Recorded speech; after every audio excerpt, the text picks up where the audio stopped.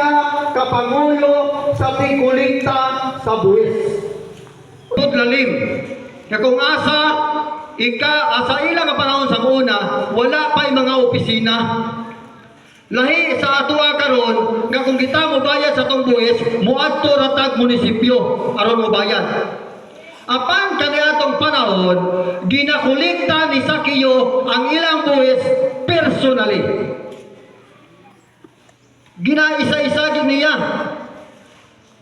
O si Sakyo, wala siya sweldo. Kung tanawon ginato ang background ani, wala siya sweldo sa iyang trabaho, isip tigkolekta o buwis.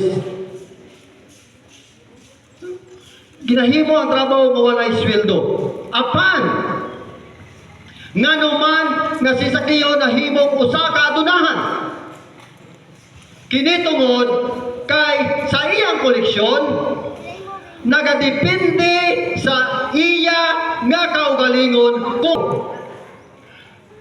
og si Sakyo daghan kaayo ang nasuko kaniya tungod kay ginatawag siya nga usa ka tawo nga limbungan. Mauna dako siya katigayunan, dako siya manggad. Iyang ginakuha nga kwarta. So, dili lalim ang kinabuhi, no? So, kina-consider siya nga isa ka tawo. So, may pasabutan ng media man? Reporter? Dili. Media man meaning media tawo. Ang iyahay, siguro ani, mga ang iyahang appearance. Dili siya pong ganay karon. O kining si Sakyo, naay dakong tinguha sa iyang kinabuhi.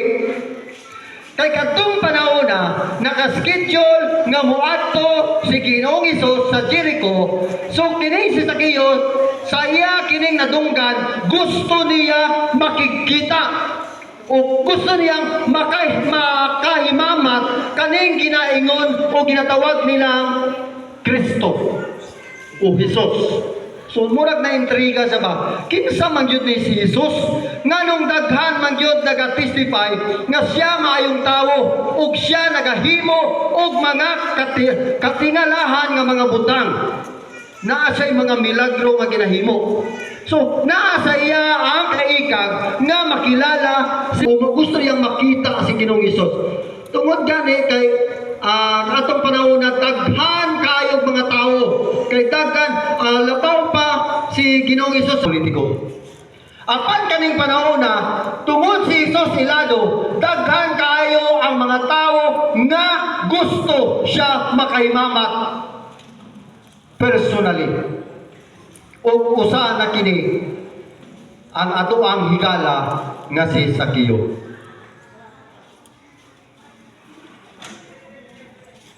Tungod kay kung tanawon nato naatay mga gusto maabot sa atong kinabuhi, pero daghan kayo mga babag, mga obstacle sa atong kinabuhi, maupod ang kinabuhi ni Sakyo.